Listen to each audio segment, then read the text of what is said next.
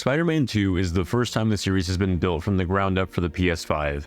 Both Miles Morales and Spider-Man Remastered have seen their own PS5 interpretations, but having a lower common denominator no doubt held some aspects of that game from truly being as advanced as it could be from a technical aspect.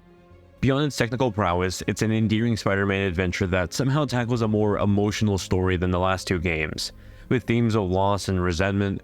They're not themes that are new to Spider-Man, but are handled phenomenally well in this entry. With double the Spider-Man now comes double the work-life balance and all the more trouble.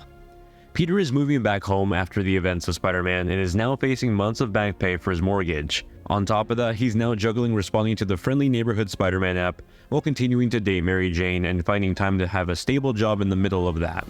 Sure, he's not in school anymore, but it hasn't really gotten any easier. Miles equally has his own things to deal with. He's in school, and while he's not in the middle of figuring out adulthood and romance, he's still facing the aftermath of his own adventure during his game and trying to find time to apply to colleges while still being a friendly neighborhood Spider-Man. As if that wasn't enough story thread, Harry Osborn is back from his eluded treatment from the prior games. Kraven the Hunter is after all the villains around New York for a hunting game, and that's not even mentioning the introduction of Venom, who you've probably seen plastered all across the trailers by now. Like most interpretations of Spider-Man, they have a lot going on, and throughout Spider-Man 2, you truly feel it, and it's honestly some of the best moments. Web swinging across the now larger New York as either Peter or Miles, you'll come across no shortage of things to do. From taking photos for Robbie Robertson's paper, tracking down Sandman's memory crystals, or fighting the Prowler's tech caches, there's a ton. Not every side mission is meaningful, but the ones that are leave a lasting impression way beyond the game's end credits. Even the more monotonous stuff is given better context this time around to at least feel somewhat entwined into the story. It's easy to get into the habit of swinging around the city, coming across a new side objective, dropping in to save the day, and quickly being reeled into something else. It could be another crime happening, Miles needing your help with something, or MJ coming in with a new lead.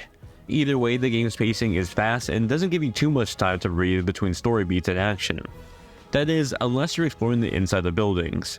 Here you'll have some brief moments where the pacing does slow down. This is usually when you're investigating inside locations, scavenging for clues, solving a puzzle, or playing as Mary Jane. Yeah, those monotonous sections from the first game are back, but this time she has better weapons and moves. It's fine, that's about it.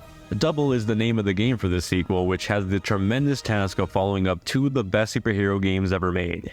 How does Insomniac do that? Well, by doubling down on everything that made those games amazing. Double the Spider-Man, a bigger New York, more missions, more villains. It's firing on all prior cylinders, but I'm a bit remiss to see the lack of evolution. Spider-Man 2 is more of the same, and it's not bad, it's just not as exciting as when I first played Spider-Man in 2018, or got to play as Miles Morales for the first time. It's not new, it's familiar and cozy in some aspects, but I somewhat long for more while playing. Spider-Man 2's combat, for example, is the same, although it's juggling two heroes now. Well, that was all fine when switching from Spider-Man 1 to Miles Morales, thanks to Miles' unique collection of powers. In Spider-Man 2, having both playable means you now have a shared skill tree and a unique skill tree for each character. Both characters have their own set of special powers that, alongside the shared spider gadgets, try to flesh out your combat abilities. Peter has his mechanical arms that can launch goons into the air, throw them across the battlefield, or pin them down. Miles, on the other hand, has his Venom strike that's been fleshed out with various throws, punches, and even lightning throws. Later on, Peter gains some extra powers through the Venom suit that takes advantage of the alien tentacles and the brute strength behind them. It's a ton of fun. And combat, while fun, also started to feel like repetitive beatdowns for the most part. I'm not the first person to mention just how badly Spider-Man pummels regular human enemies either. That's still here. Something that is new is that this entry introduces a parry system that is frequently used with Kraven's henchmen, but it doesn't change the combat enough to feel dramatically new. The boss fights can elevate it a bit, but only briefly until they themselves become a bit predictable as well. And again, this isn't so much that the fights and combat are bad, they just feel like a routine rather quickly. For those who missed out on Spider-Man and Miles Morales, you'll still be able to play and understand Spider-Man 2, but you'll no doubt miss out on some of the contextual payoffs in this sequel.